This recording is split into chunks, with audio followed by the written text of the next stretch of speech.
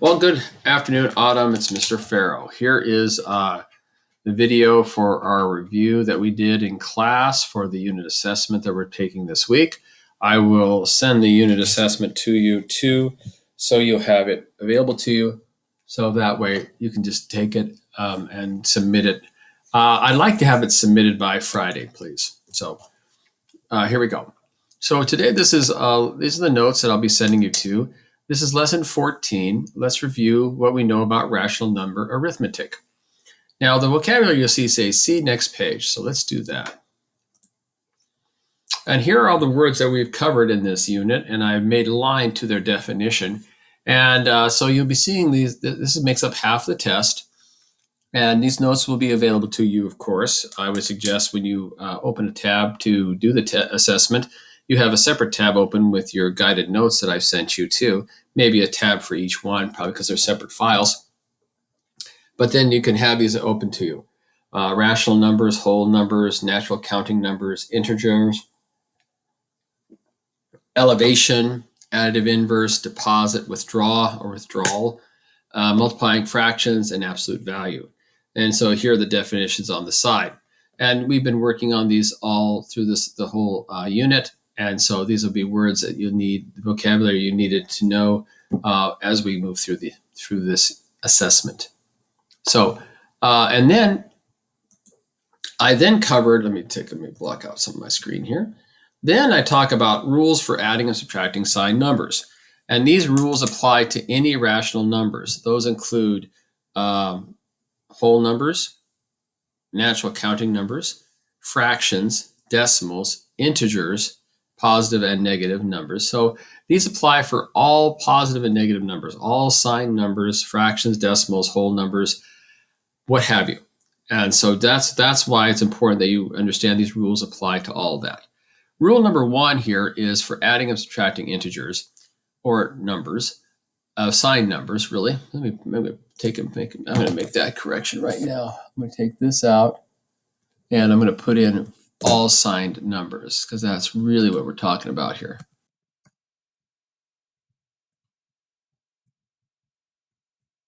Let's get that equals B out of there. We don't need that. I'm not the world's greatest type. You're used to that. And then, and so we have, and so I'm going to take a copy.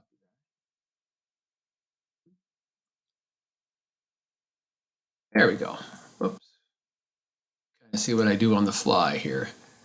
Let's see here. Again, just take and get rid of this. Because as I just said, it's for all signed numbers. Okay, so what is the rule for adding all signed numbers? Adding a negative number is like same as subtracting a positive number. For example, 5 plus a negative 1 equals 5 minus 1. So if you see any number minus another number, just think of it as an addition problem. You're adding the negative of that number, positive number that you're subtracting. Rule number two is subtracting a negative number is the same as adding a positive number. So here we have 6 minus a negative 2 is the same as 6 plus 2. Remember these rules, apply them as you go through the assessment, and you'll be just fine. All right, let's take down here. Rules on multiplying and dividing signed numbers. And this is something we got from that math antics video that we watched, and I thought it was a pretty good way of remembering this. Once upon a time, good things, positive numbers, happen to good guys or gals, positives. So a positive times a positive or divided by a positive will always give you a positive. Bad things, negatives, happen to bad guys and gals, negative, equals a positive.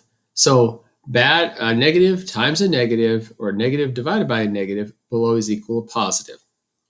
And last, bad things happen to good guys and gals. A negative multiplied by a positive will always give you a negative number. A negative or positive divided by a negative divided by a positive will give you a negative result. And that also switches. A positive divided by a negative will give you a negative, and positive times a negative would also give you a negative. So remember these rules, and that should help you too. Like I say, just keep these up on your screen when you're taking the assessment. Now, let's go through a couple of examples here. So first of all, I'm going to do some addition problems. So here we have a positive plus a positive, and it's a decimal form.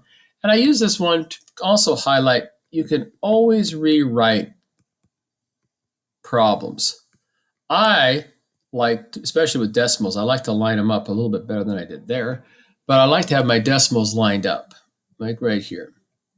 So that way I know I'm going to have a decimal there. 7 plus 9, 16, of course. Carry the one here. Add 1 plus 4 is 5, plus 8, 13. Regroup again. 1 plus 1 is 2, plus 2 is 4. And this is a positive because this is a positive, this is a positive. They're all the same sign. If they are both negative, your result would be negative. So remember, when adding, the numbers of the same sign, that's the sign that's going to be your answer. Now here we have negative 9.2 plus 4 and 4/10. First of all, my question is, what's your answer going to be, positive or negative? Well, this is where I taught you to use absolute value. If I do the absolute value, distance from 0 of each of these numbers, that's going to be 9 and 2/10 from 0. This is going to be 4 and 4/10 from 0. And then you compare the values. This one is greater than that, of course. And then you take the sign of the greater value, and that's your answer. So again, take absolute value of your negative and your positive. Find out which one's the greater distance from 0, which is the greater value. That's the sign that your answer will be. So then, if I know this is negative and this is positive, I know it's going to have to be. I'm going to take and go. Well, it's kind of like a subtraction problem now. 12 minus 4 is 8. But again, there's my decimal. Get my decimal down first. Almost forgot. And then 4. So the answer to this one is 4 and 8, negative 4 and 8/10. So again, subtracting a positive is like adding a negative. Subtracting a negative is like adding a positive. Let's see that again. So here we have negative 81.4 plus a negative 12. So again, I'm going to line these up. And now this one is a whole number, so to put it in decimal form, I just put a 0 there as a placeholder. And my answer will be negative because I have a negative plus a negative. Up here I had a negative plus a positive, and that's why I did that routine there. So if I have the same sign, I just add the values. Bring down my decimal point first. There's 4, 3, negative 93, and 4/10. Here we have a positive plus a negative. So again, I'm going to line up my decimal points. That's very important. That way, and then I put it down first. And so this is a negative amount. So let's look at the subtraction problem. So I go, that's going to be a 0, of course. And so the answer here, this is going to be positive because this is a greater value than that. And that one was pretty easy to see. I mean, you can see 8/10 being negative and 51 and 8/10. It's going to be, that one is kind of easy. You could do the whole absolute value part, but I think you can pretty much see that that's what that's going to be. All right, let's do one more problem, a couple problems here. Let's multiply. Hold on here, give me my multiply.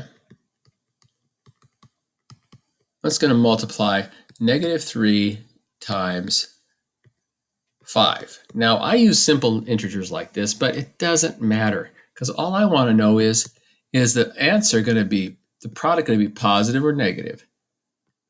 Well, we have, the rule is when bad things happen to good guys or gals, it's always a negative. And of course, it'd be 15. If I had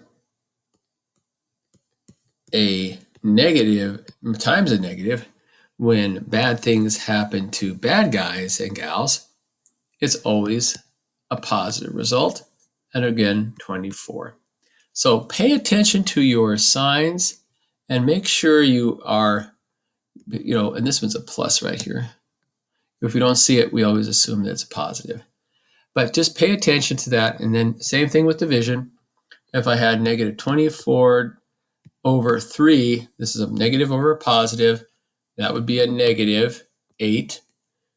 Or if I had negative 16 divided by negative 2, negative, bad things happen to bad guys and gals, it's going to be a positive, and that would be an 8.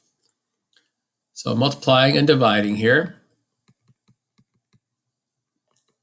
So this should help you get prepared for the unit assessment.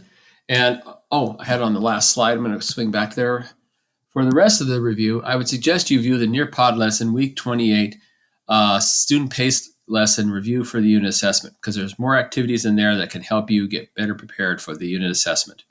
And I'll open that unit assessment up now. I'm going to send, after I send this email to you, that'll be open so you can take it. So if you have questions, let me know. Give it your best shot, and I hope you enjoy your spring break. Take care. Bye-bye.